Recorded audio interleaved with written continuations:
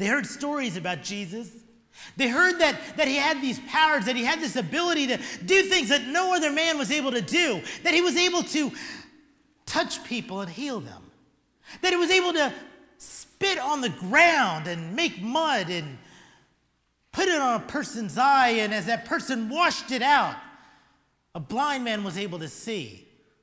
They heard that he has healed lepers before and people of all different kinds of diseases, things that were different.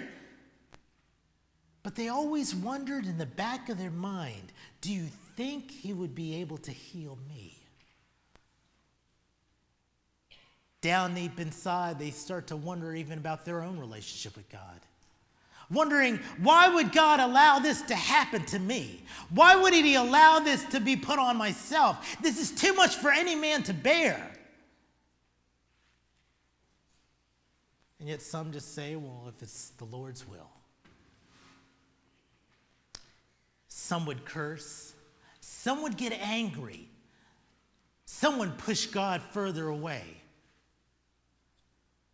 But I wonder about that one Samaritan. What was it like for him? Maybe his nose had deteriorated, his ears had deteriorated off, fingers became stubs, toes were gone. Have you ever wondered what his prayer was?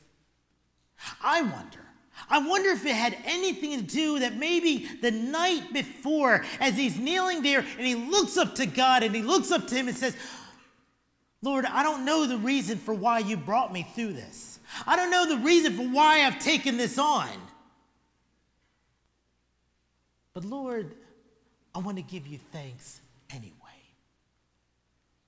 Regardless of what it is, no matter what is there, are we able to give thanks? Ephesians 5, verse 20 says this, that we give God thanks for all things. My question is, what does it mean by all?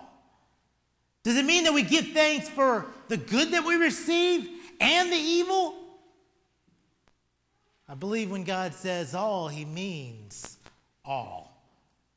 Everything. No matter what it is. And I wonder if that Samaritan, he sat there and he says, Lord, I want to thank you for the disease I've got. I know it's ripped away my nose. I know it's taken away my ear. I know that it's taken away my fingers and my toes, but I still want to thank you anyway. Because no matter what, I will give you thanks. Maybe he was one that maybe even heard just the small story of a man named Job.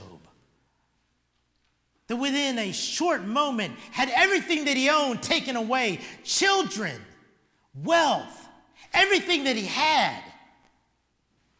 And to go one step worse, even his health.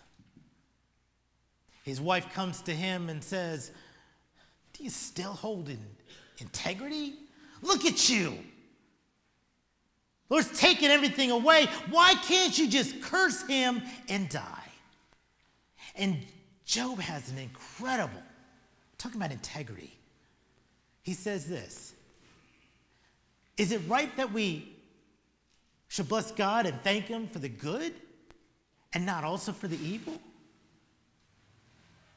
He knew the principle that for in all things, whether you've earned it, whether you've deserved it, in all things, give him thanks.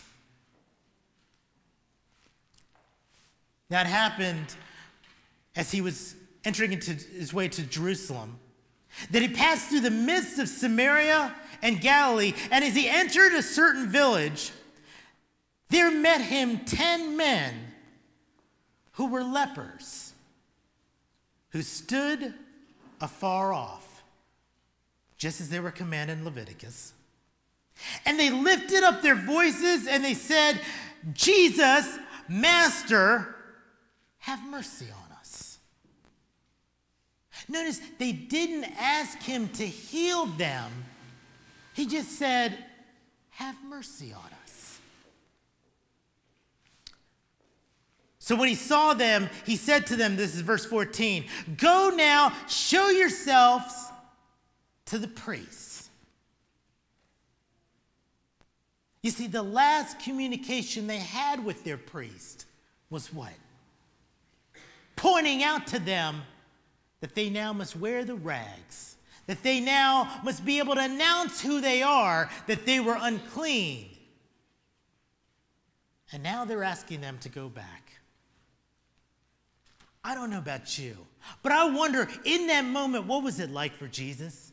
What was it like for those men they were about to experience God?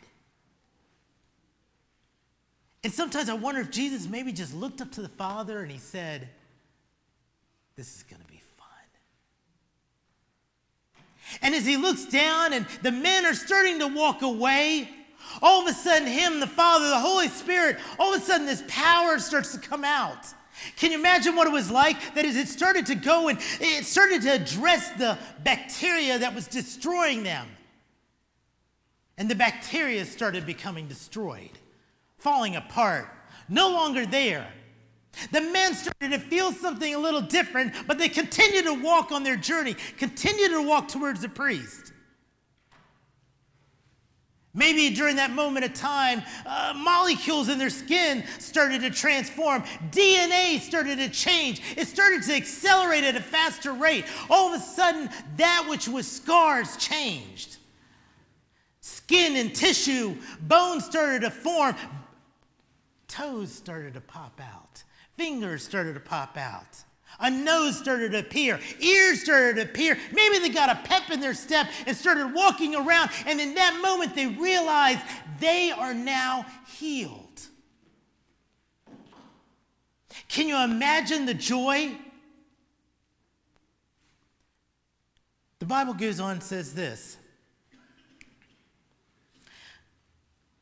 And so it was that as they went, they were cleansed. Now one of them, when he saw that he was healed, returned with a loud voice, glorifying God. And he fell down at the face and at the feet and gave him thanks, that being Jesus.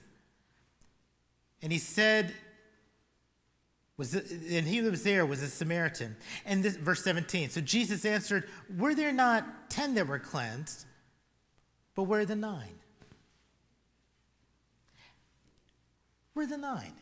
Only one was willing to come back and say, thank you. Receiving not what they deserved, receiving not what they've earned,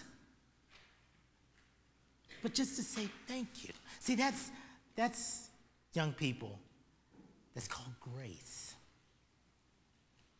That's called grace. Something you can't work for, something you didn't earn. It was given to you free of charge. It's called grace.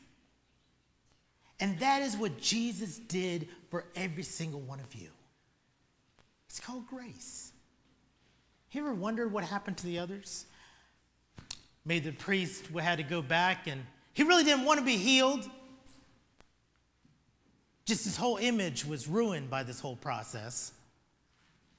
The shipbuilder needed to go back and see how the family business was doing. He wanted to be able to see his wife and his son, see if they even had a business. The family man wanted to go back and tell his family that the prayers that they had for him were finally answered. The best friends, they went off maybe dancing a jig, running and just giving glory for what had happened. And all of a sudden, maybe an hour down the road, they realized, wait a minute, we didn't thank the person that healed us. They turned around and maybe even tried to find Jesus, but it was too late. There was one that maybe had left his home and wasn't too sure if he's willing to go back, but now he wants to go back home and show his family who he was, what he made himself out to be. Grandfather that had never seen his grandchildren. The only thing that kept him going was wanting to see those children, and now that's all where he's going. His direction was straight home for that. The priest, not too sure what he was going to do, except that he's seen a miracle, but not understanding who it was that created it. The man that was engaged was now going back home, wondering if maybe the woman that he loved was going to still be there for him as she has promised, or maybe she's gone with another. His feelings are mixed. But that Samaritan, that one Samaritan that kneeled down the night before and maybe looked up to heaven and said, Lord, no matter what you have to give, no matter what it is, I still thank you. I still recognize you as being God. I still say, blessed be your name. He came back and on his knees went back to Jesus. I went through looking through the spirit of prophecy, just